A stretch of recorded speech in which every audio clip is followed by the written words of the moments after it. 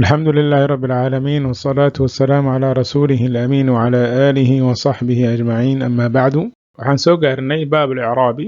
waxaan qaadi doonaa saddex mabxath: xadduhu wa arkaanuhu wa anwaacuhu. saddexdaas mabxath ayaan kusoo koobi doonaa baab al-i'raabi insha allahu tacaala.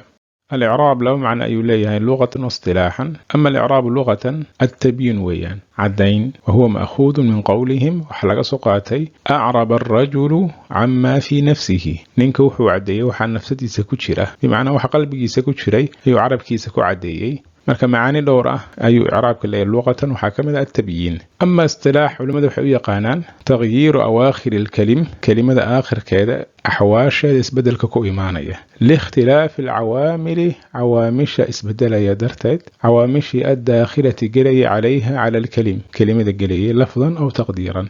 si loo fahmo xaddu al-i'raab istilaaxan, waxaa muhiim ah qofka inuu wax ka fahmo arkaanu al-i'raab, sababta saddexdan rukni uu sheegi doono saddexduba marka tacriifkay ku dhex jiraan. arkaanu al-i'raabi munxasiratun fi halaathati ashyaa, waxay ku kooban tahay fi halaathati ashyaa: caamil wa macmuul wa camal. waa saddex kelimadood oo muhiim ah ardayga inuu fahmo. waxaan ku bilaabaynaa caamilka.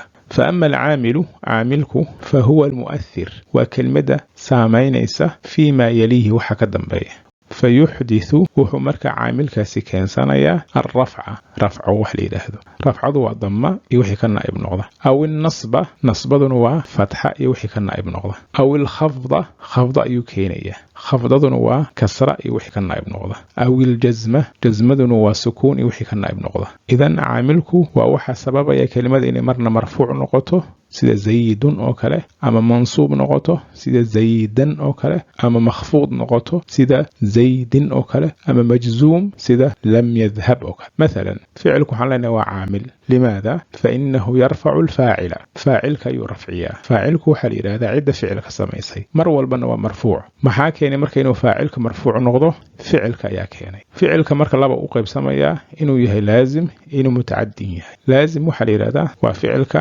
faacilkiisa ku kaaftoomayaa mafcuul u baahnayn. hadduu mafcuulun bihi u baahan yahayna mutacaddin baa la yiraahdaa. marka ficilka hadduu laazim yahay khalaas faacilku rafcinaya, wax kalena ma jiraan. hadduu mutacaddin yahayna faacilku rafcinaya, mafcuulkana waa nasbinaya. نحو ضرب زيد عمرا أو كله. زيد وحو قراعي عمر. ضرب وفعل متعدنا وحقاته فاعل مفعول به. زيد وفاعل كيسي ورفعي. عمرا ومفعول كي والنسبي. إذا وحلينا ضرب وعامل لأنه مؤثر فيما يليه. وحكدا بيه وزيد عمرة أي سامي، فأحدث الرفع في زيد والنصب في عمر. مركع عمر يا زيد مدنا ومرفوع مدنا ومنصوب. فعل كسبه كيني وفعلك أي وحو رفعي، فاعلك مفعولك نوع النسبية. إذن فعلك حلينا وعامل. عوامش وحكم ذا حروف الخفض نحو في المسجد أو كلا. في ذان وحرف جر بلذا أما حرف خفض. حرف وحوي وحكدا بي هصدقة. المسجد ومخفوض والهصدقة. يا هصدقة عامل، عامل كسواك في ويان. إذن في وعامل لأنه يؤثر فيما يليه. وحكدا بي يسامينيا فيحدث الخفض، خفض يكينيا. وحلم إذا كأدوات الجزم. أدوات الجزم وحلق وضع سلم أو كلا. لم يذهب، يذهب أيها فعلك لم بالقليي ضمدي مركو حابد لي سكون، سكون كاسيا كيني لم باكينتي. لم وحلينا هي هو عامل. لماذا؟ لأنه يؤثر فيما يليه. وحكدا بيه وفعلك مضارعة يسامينيا فيحدث الجزم، جزم يكينيا. إذن عاملك هو وحا كينيا رفع ذا نصب ذا خفض ذا أما جزم ذا. سيدا درت المركة وحلوه قيبين دونا عامل الرفع، عامل النصب، عامل الخفض، عامل الجزم. سيدا أركد دونا فيما سيأتي إن شاء الله تعالى.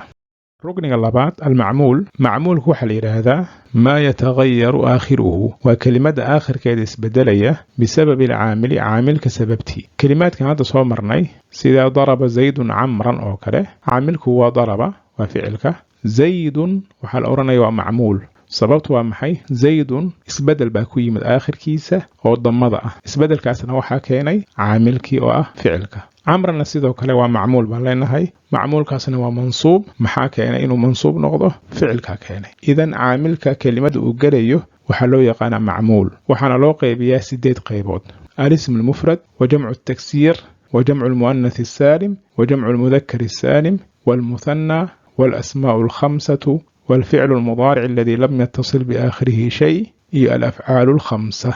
sideedaas waxaa loo yaqaana macmuulaad mid walba waa imaan doonaa baaban rukniga saddexaad camalka weeyaan fa ama alcamalu camalku fa huwa alatharu waa raadka alxaasilu ka dhalanaya min rafcin aw nasbin aw khafdin aw jasmin saan hore usoo aragnay caamilku waxbuu saameeyaa macmuulka waa kelimadii la saameeyey saamaynta laftigeedana waxaa lagu yaqaana alcamal waa atharka ka dhalanaya mathalan dahaba zaydun ila almasjidi oo kale waxaan odhanaynaa dahaba waa caamil doonaya waxaa ka dambeeya inuu marfuuc noqdo zaydun waa macmuulkii waa marfuuc camalkuna waa damada ka dambaysa waxa la mid ah ila almasjidi oo kale ila waa xarfu khafdin almasjidi waa macmuulkii camalkuna waa saameynta dhacday oo ah kasradan arkayno khulaasatul qowl i'raabka saddex rugni buu leeyahay caamil macmuul iyo camal caamilku waa kelimada wax saameynaysa macmuulkuna waa kelimadii la saameynayay oo caamilku u garayay camalkuna waa raadka ka dhashay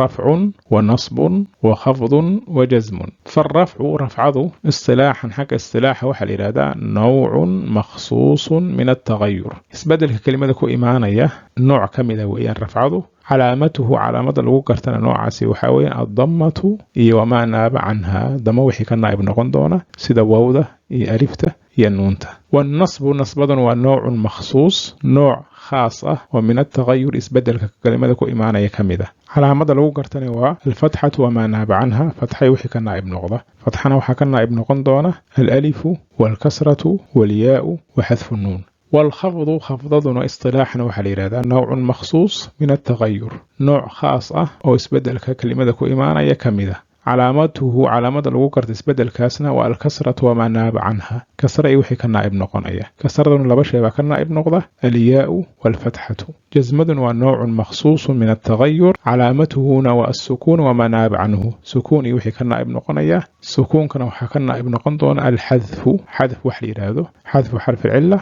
وحذف النون خلاصة القول إعرابك صدح مبحث أيقوم همسا حده وأركانه وأنواعه حدكس وحل هذا تغيير أواخر الكلم لاختلاف العوامل الداخلة عليها لفظا أو تقديرا درسك سوى صعدا وكفها فهندونا إن شاء الله تعالى أما أركانه وعامل ومعمول وعمل أما أنواعه فرفع ونصب وخفض وجزم هذا وبالله التوفيق وصلى اللهم على نبينا محمد وعلى آله وصحبه وسلم تسليما كثيرا.